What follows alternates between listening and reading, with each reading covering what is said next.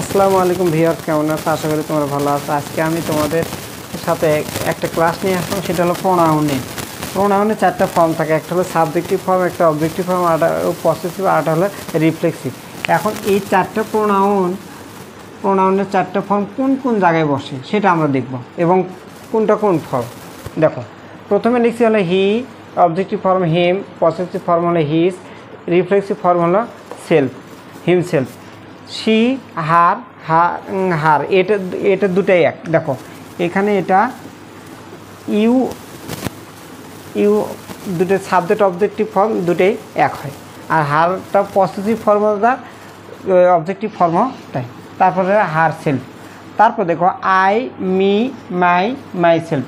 তারপরে দেখো ইউ এই দুটো কিন্তু এক, এই দুটা এক, এখানে এই দুটা এক। দেখো এটা যখন ভার্বের আগে থাকবে তখন এটাকে বলা হলো সাবজেক্ট, যখন মূল ভার্ব বা প্রিপোজিশনের পরে থাকবে তখন বলা হবে হলো অবজেক্ট। এই দুটো এটাই ইয়ার সেলফস। এখন ইয়ার সেলফের দুটো ফর্ম থাকে। ইয়ার সেলফ এক বছরের জন্য সেলফ হবে, আর বহু বছরের জন্য সেলফস হবে, ভিএস থাকবে। আচ্ছা, তারপর দেখো উই, আস, আওয়ার সেলফস, এটা বহু বচন সাবজেক্ট, ওই জন্য এটা বহু বচন দেওয়া আছে। তারপর দে, দেম, ডিয়ার, দেম সেলফস। দেখো যখন বহু বচন হবে, প্রোনাউনটা বহু বচন হবে, তার রিফ্লেক্সিভ ফর্মও বহু বচন হবে। তার মানে আওয়ার সেলফ বহু বচন সর্বদাই, দেম সেলফ বহু বচন সর্বদাই।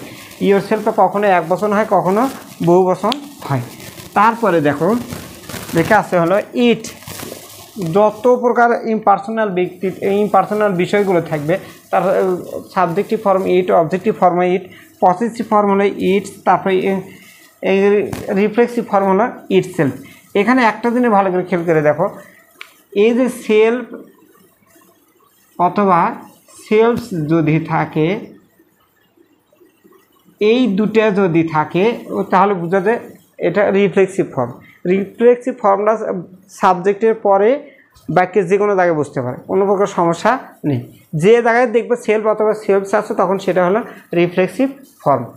আচ্ছা, তারপরে দেখো এখন এই সাবজেক্টিভ ফর্ম কোথায় বসে, অবজেক্টিভ ফর্ম কোথায় বসে, পসেসিভ ফর্ম কোথায় বসে, রিফ্লেক্সিভ ফর্ম কোথায় বসে, এইগুলো এই চারটে ফর্মের আমি তিনটে বাক্যের মাধ্যমে আমি উদাহরণ দিয়ে বুঝে দেওয়ার চেষ্টা করবো ইনশাল্লাহ। দেখো এখানে হি সাবজেক্টিভ ফর্ম, দেখো এখানে আছে সাবজেক্টিভ ফর্ম। সাবজেক্টিভ ফর্ম সর্বদা বাক্যের শুরুতে বসে। কোথায় বসে? বাক্যের শুরুতে বসে।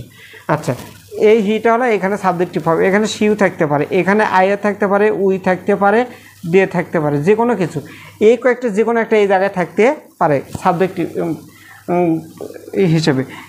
একটা যে মনে রাখবো, সাবজেক্টিভ ফর্ম সর্বদা বাক্যের শুরুতে বসে। আচ্ছা, তারপরে দেখো অনেক সময় ডাব্লিউএস ওয়ার্ড এবং প্রশ্নবোধক বাক্যের ক্ষেত্রে সাহায্যকারী ভার্বের পরে বুঝতে পারে, কিন্তু তাও সাবজেক্ট হিসেবে বুঝতে পারে। তারপরে দেখো লেখা আছে, আমি এখানে উদাহরণ লিখছি হিজ ফ্রেন্ডস। এই যে এটা আছে, দেখো তো কার মধ্যে আছে? এখানে পসেসিভের মধ্যে আছে। তার মানে একসাথে মনে রাখবে, এই পসেসিভগুলো সর্বদা নাউনের আগে বসে। কোথায় বসে? নাউনের আগে বসে। দেখো এই যে ফ্রেন্ডস, এখানে ফ্রেন্ডস আছে, ফ্রেন্ডস চোখে দেখা যায়, যেটা নাউন হবে নয়নে তাকে দেখা যাবে। একটা কথা আছে, নাউন যাকে বলে নয়নে তা দেখে। তার মানে হলো যতগুলো পসেসিভ আছে এই পসেসিভগুলো সর্বদা নাউনের আগে বসে। তার মানে কি? পসেসিভের পর সর্বদা একটা নাউন থাকবে। তার মানে possessive is one kind of adjective. পসেসিভটা এক ধরনের অ্যাডজেক্টিভ হবে। আচ্ছা, তাহলে এটা গেল। দেখো এখানে উই লিখছি, আমি কি লিখছি? উই লিখছি। উইটা কি আছে দেখো তো, কোথায় আছে? সাবজেক্টিভ ফর্মে আছে। এখানে উইয়ের পরিবর্তে ইও থাকতে পারে, এখানে দেও থাকতে পারে, দ্যাট ইজ নো ম্যাটার। এই মূল ভার্বের আগে থাকলে সেটা সাবজেক্টিভ ফর্ম। আচ্ছা গেল। তারপর দেখো এখানে কি লিখছি? দেম লিখছি। আমরা দেমটা কই পাবো? দেখো তো কার মধ্যে আছে? অবজেক্টিভ ফর্মের মধ্যে আছে। তাহলে মূল ভার্বের পরে বসে। কার পরে বসে? মূল ভার্বের পরে বসে, অথবা মূল ভার্বের প্রিপোজিশনের পরে বসতে পারে। We are waiting for him, অথবা ইউ। দেখো ইউটা দেখো এখানে আছে অবজেক্টিভ ফর্ম। প্রিপোজিশন অথবা মূল ভার্বের পরে যেটা থাকে প্রোনাউনে, সেটা অবজেক্টিভ ফর্ম বসাতে হবে। কী ফর্ম বসাতে হবে? অবজেক্টিভ ফর্ম বসাতে হবে। আর যদি নাউন থাকে তাহলে সেক্ষেত্রে পসেসিভের পরে বসাতে হবে। আচ্ছা, তারপরে দেখো কি লেখা আছে? সেলফ লেখা আছে, মাই সেলফ। তাহলে দেখো তো মাই সেলফ কার মধ্যে আছে? এখানে এই যে এখানে মাই সেলফ কার মধ্যে আছে? রিফ্লেক্সিভের মধ্যে আছে। আমি কি বলছিলাম? যে সাবজেক্টের পরে যে বাক্যের যে কোনো জায়গায় বসতে পারে। এটা হলো মানে ফ্যাক্টেটিভ ভার্ব যেটাকে বলা হয়, এটা আই ফ্যান মাই সেলফ, আমি নিজেকে নিজে বাতাস করি। এখন দেখো এখানে মাই সেলফটা ব্যবহার হয়েছে, আমি কি বলছিলাম দেখো তো, কী বলছিলাম, সেলফ বা সেলফ যদি থাকে সেটাকে বলা হয় হলো রিফ্লেক্সিভ ফর্ম। তাহলে আমরা কনক্লুশনে আসতে পারি, সেটা হলো প্রোনাউনের 4টে ফর্ম থাকে, subjective form, objective form, possessive form আর হলো রিফ্লেক্সিভ ফর্ম।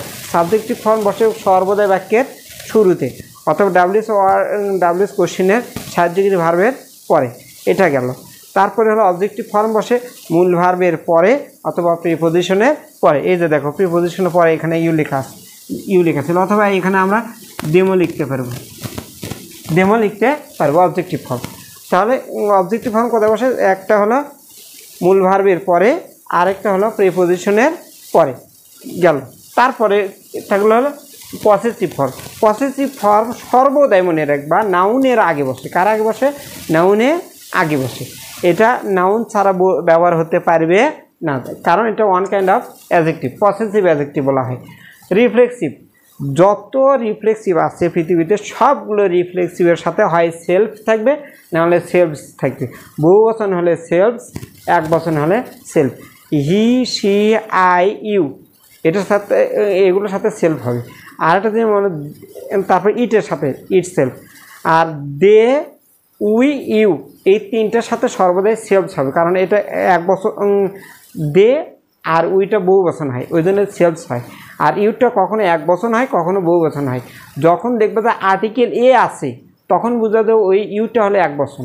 যদি কোনো প্রকার আর্টিকেল না থাকে তাহলে বুঝবে যে ওই আর্টিকেলটা বহু বচন হবে এবং নাউনটা বহু বচন থাকবে। যেমন ধরো এটার উদাহরণ আমি দিচ্ছি, দেখো এটা কনফিউশন দূর করতেছে, কোনটা এক বচন হয় কোনটা বহু বচন হয়। ইউ আর এ স্টুডেন্ট, এটা একটা বাক্য, ইউ আর স্টুডেন্ট। দেখো এই দুটো বাক্যের মধ্যে দেখো ইউ আর স্টুডেন্ট, এই যে এখানে কি আছে, আর্টিকেল এ আছে, তার মানে এই ইউটা হলো সিঙ্গুলার, এই ইউটা কি সিঙ্গুলার। আচ্ছা এই ইউটা দেখো সিঙ্গুলার না প্লুরাল, এটা কেমনে বুঝবো? এইতে যে কমপ্লিমেন্টটা থাকবে সেই কমপ্লিমেন্টটা অবশ্যই বহু বচন হতে হবে, তার সাথে বহু বচন থাকতে হবে, তখন এটাতে প্লুরাল হবে। প্লুরাল মনে রাখবা, যদি ইউ এর পরে প্লুরাল নাউন থাকে তাহলে ওই ইউটা বহু বচন, আর যদি সিঙ্গুলার নাউন থাকে তাহলে হবে হলো এক বচন। মাইন্ড ইট, এটা কিন্তু একটা ভালো একটা টেকনিক। আচ্ছা এই ইউটা আবার অবজেক্টিভ ফর্মও হতে পারে, যেমন ধর কমন একটা বাক্য আমরা খুব পড়ি, আই লাভ ইউ, আমি তোমাকে ভালোবাসি, তাহলে এই ইউটা কার পরে আছে? মূল ভার্বের পরে আছে, তাহলে এটা অবজেক্টিভ ফর্ম। অথবা দেখো এরকম থাকতে পারে, we are waiting for you, আমরা তোমার জন্য অপেক্ষা করতেছিলাম। দেখো কারপর আছে? প্রিপোজিশনের পরে আছে, এটা অবজেক্টিভ ফর্ম। এটা কি অবজেক্টিভ ফর্ম। তাহলে ইউ সম্পর্কে তোমাদের যে ধারণা, ইউ যুক্ত বাক্যে যদি আর্টিকেল থাকে, এ বা অ্যান থাকে, তাহলে সেটা হলো এক বচন। ইউ যুক্ত বাক্যে যদি ভার্বের পরে মূল বহু বচন নাউন থাকে তাহলে সেটা হবে হলো বহু বচন। ইউ যদি মূল ভার্বের পরে অথবা প্রিপোজিশনের পরে যদি থাকে তাহলে সেক্ষেত্রে সেটা হবে হলো অবজেক্টিভ ফর্ম। Mind it. আশা করছি তোমরা বুঝতে পারছো। পরের কোনো ক্লাসে অন্য একটা বিষয় নিয়ে আমি তোমাদের সামনে হাজির হব। সে পর্যন্ত সবাই ভালো থাকো। আল্লাহ হাফিজ।